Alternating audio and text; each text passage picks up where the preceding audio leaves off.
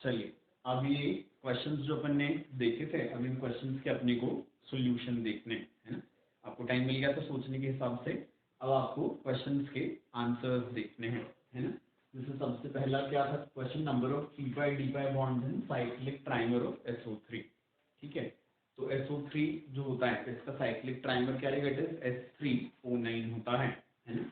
S3O9 इसका जब आप स्ट्रक्चर देखोगे तो S3O9 के स्ट्रक्चर में कौन सी चीज होती है, it is alternate sulphur oxygen bonds होते हैं, और सारे ही सल्फर एटम्स पर कौन सी चीज रहेगी, दैट इज ये दो डबल बॉन्ड हो रहते हैं।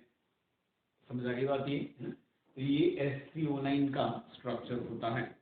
ठीक है, अब क्या है यहाँ पर सारे सल्फर एटम्स का जब आप हाइब्रिडाइजेशन देखोगे तो सारे सल्फर एटम्स का हाइब्रिडाइजेशन क्या है, यहाँ पर sp3 हाइब्रिडाइजेशन है।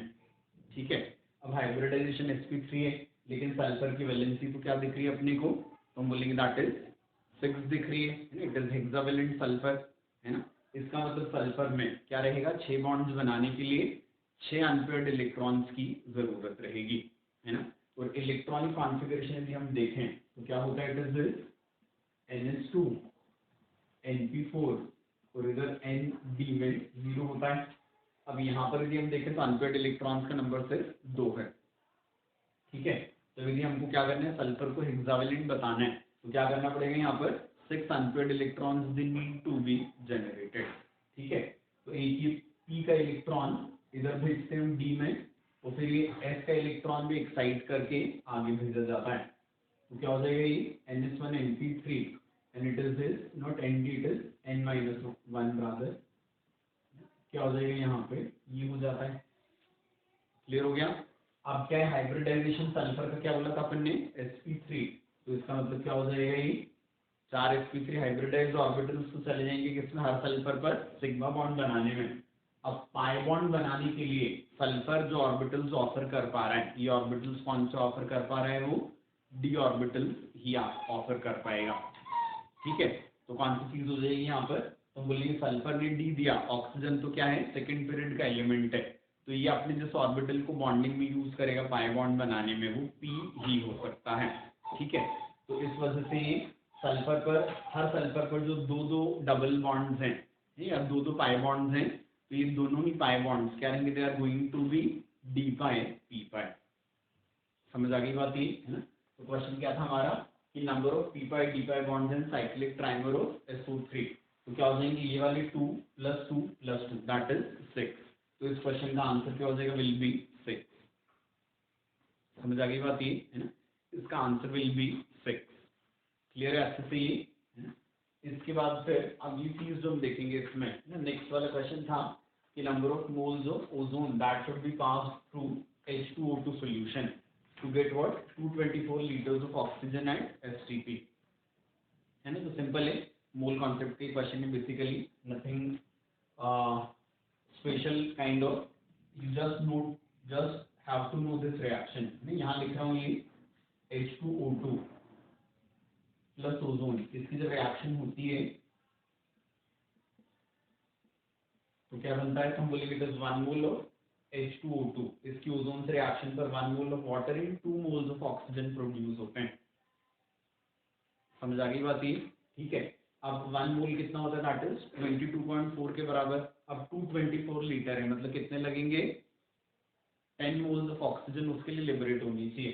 तो 1 मोल ऑफ ओजोन से 2 मोल्स ऑफ ऑक्सीजन बन रही है इस रिएक्शन में, तो क्या हो जाएगा 10 मोल्स बनाने के लिए ओजोन के कितने लग जाएंगे, विल बी 5 मोल्स। समझ आ गई बात ये। तो सेकंड वाला जो क्वेश्चन था सिंपल, उसके लिए वाली रिएक्शन यूज की हमने, it is H2O2 plus ozone is giving what H2O plus 2O2। तो पर मोल ऑफ ओजोन रिएक्शन में क्या प्रोड्यूस होता है, 2 मोल्स ऑफ O2 प्रोड्यूस होता है ना। 224 लीटर मतलब कितना, 10 मोल्स ऑफ O2।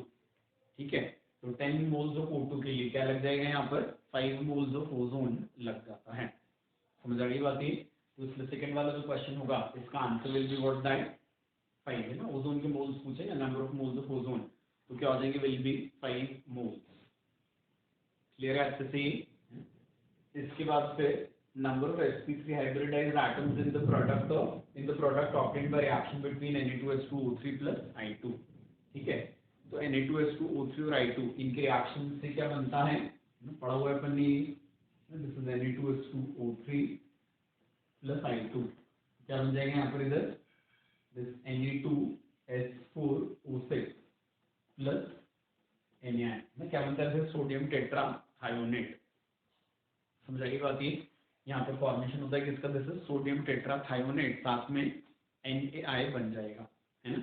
अब हमसे क्वेश्चन क्या पूछा है, इस रिएक्शन का जो प्रोडक्ट है उसमें sp3 हाइब्रिडाइज्ड एटम्स का नंबर हमको बताना है ना। तो कौन सी चीजें यहाँ पर हम बोलेंगे, ये O नेगेटिव इधर डबल बॉन्ड के साथ कॉन्जुगेशन में है, तो तीनों ऑक्सीजन एटम्स जो होंगे इनका हाइब्रिडाइजेशन तो क्या हो जाएगा, रेजोनेंस में रहने की वजह से sp3 होता नहीं।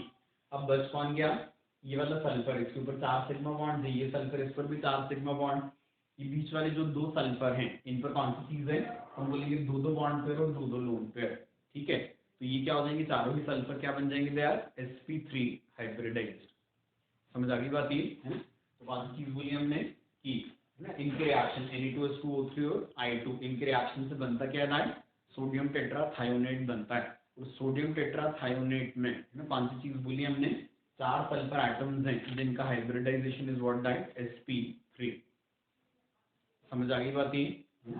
इसके बाद फिर नेक्स्ट वाला क्वेश्चन है, the oxidation state of product obtained by treating KBr and KBrO3 in acidic medium, है ना। तो ये रिएक्शन भी अपन किस तरीके से याद किए थे थ्योरी पढ़ते समय, कि कौन सी वाली चीज होती है कि इसको हैलोजन मतलब ब्रोमीन को जब आप अल्कलाइन मीडियम में रखते हो ना, it is hot and concentrated alkali, जैसे कि QH फॉर एग्जांपल, तो क्या बनता है वहां पर KBr प्लस KBrO3, है ना। क्या था, दिस वाज डिसप्रपोर्शनेशन। समझ आ गई बात ये। अब यही प्रोडक्ट उल्टा कर दिया, क्या कर दिया, जो अल्कलाइन मीडियम का प्रोडक्ट था ना KBr और KBrO3, है ना, इस प्रोडक्ट को हमने एसिडिफाई कर दिया, तो रिएक्शन उल्टी हो जाएगी, ठीक है ना। तो ये क्या थी, Br2 प्लस QH क्या था, इट वाज डिसप्रपोर्शनेशन। ठीक है, अब KBr plus KBrO3 acidic medium में डाल देंगे तो ये रिएक्शन क्या हो जाती है, दैट इज कॉम प्रपोर्शनेशन। इधर से Br नेगेटिव मतलब -1 और KBrO3 इसमें Br के साथ दैट इज +5, तो ये जो -1 और +5 है, ठीक है, ये आ जाएंगे किसमें, that is into common oxidation state, है ना, दैट इज Br2 बना लेते हैं ये। वो Br2 में क्या रहेगा, एलिमेंटल है, तो इसका ऑक्सीडेशन नंबर विल बी 0, है ना। तो रिएक्शन क्या है, this is com proportionation reaction, जो किसको बनाने में यूज होती है, दैट इज ब्रोमीन। समझ आ गई बात ये। तो KBr and KBrO3 acidic medium में ये कॉम प्रपोर्शनेशन से बना लेते हैं Br2, जिसका ऑक्सीडेशन नंबर क्या रहेगा, विल बी 0। आगे समझ में, तो इसका आंसर विल बी 0, है ना। अब नेक्स्ट वाला क्वेश्चन है, how many of the following can react with basis. ठीक है, तो यहाँ पे जो एग्जांपल्स इन्होंने दिए हैं ये क्या है, दीज आर एलिमेंट्स के ऑक्साइड्स हैं, मेटल्स नॉन मेटल्स दोनों के, है ना। तो इनके बारे में कौन सी वाली चीज पढ़ी हुई अपन ने, तो हम बोलते हैं यहाँ पर है ना, जो मेटल ऑक्साइड्स होते हैं नॉर्मली वो क्या रहेंगे, दीज आर बेसिक और एम्फोटेरिक। या मेटल ऑक्साइड्स किसमें, हाई ऑक्सीडेशन स्टेट में, metal oxide high oxidation state में क्या होते हैं, एसिडिक हो सकते हैं, है ना। कार्बन मोनोऑक्साइड NO और N2O ये नॉन मेटल ऑक्साइड्स हैं जो न्यूट्रल होते हैं, है ना। अधिकतर मेटल ऑक्साइड्स क्या रहेंगे, दीज आर बेसिक और एम्फोटेरिक। ठीक है, तो हमसे बोला है कि इनमें से कौन से कंपाउंड्स बेसिस के साथ रिएक्शन करेंगे, तो क्या बोलेंगे हम, जो एसिडिक ऑक्साइड्स होंगे और जो क्या रहेंगे, एम्फोटेरिक ऑक्साइड्स होंगे। समझ आ गई बात ये, है ना। तो कौन सी चीज है इसमें, Mn2O7 इसमें है तो मेटल ऑक्साइड है, बट मैंगनीज किसमें, +7 में, इस वजह से क्या हो जाएगा, एसिडिक, तो ये रिएक्शन कर लेगा बेस के साथ। जिंक, एल्यूमिनियम, बेरिलियम ये तीनों क्या है, दीज आर एम्फोटेरिक मेटल्स, तो इनके ऑक्साइड्स भी क्या रहेंगे, दे आर एम्फोटेरिक। तो ये तीनों भी क्या करेंगे, अल्कली या बेस के साथ रिएक्शन कर लेते हैं, डिसॉल्व हो जाएंगे उसमें, है ना। तो ये भी हमारे आंसर में इंक्लूड हो जाएगा, ये भी हो जाएगा, ये भी हो जाएगा। Silicon oxide data again will be amphoteric, तो ये भी हो जाएगा। NO न्यूट्रल नहीं होगा, PbO फिर से कैसा है, एम्फोटेरिक मेटल का ऑक्साइड, तो एम्फोटेरिक रहेगा, तो ये भी हो जाएगा, बेस के साथ रिएक्ट कर लेगा। AH2O3 ये भी रिएक्ट कर लेगा बेस के साथ, ठीक है। CO न्यूट्रल है, ये नहीं करेगा। फिर इसके बाद ये N2O5 ये क्या है, non metal oxide high oxidation state में, क्या रहेगा, that is going to be strongly acidic, तो ये भी बेस के साथ रिएक्शन कर लेगा। ठीक है, तो क्या हो जाएगा यहाँ पे इधर 1 2 3 4 5 6 7 एंड 8। समझ आ गई बात? ये इस क्वेश्चन का आंसर क्या हो जाएगा, विल बी 8। आगे समझ में?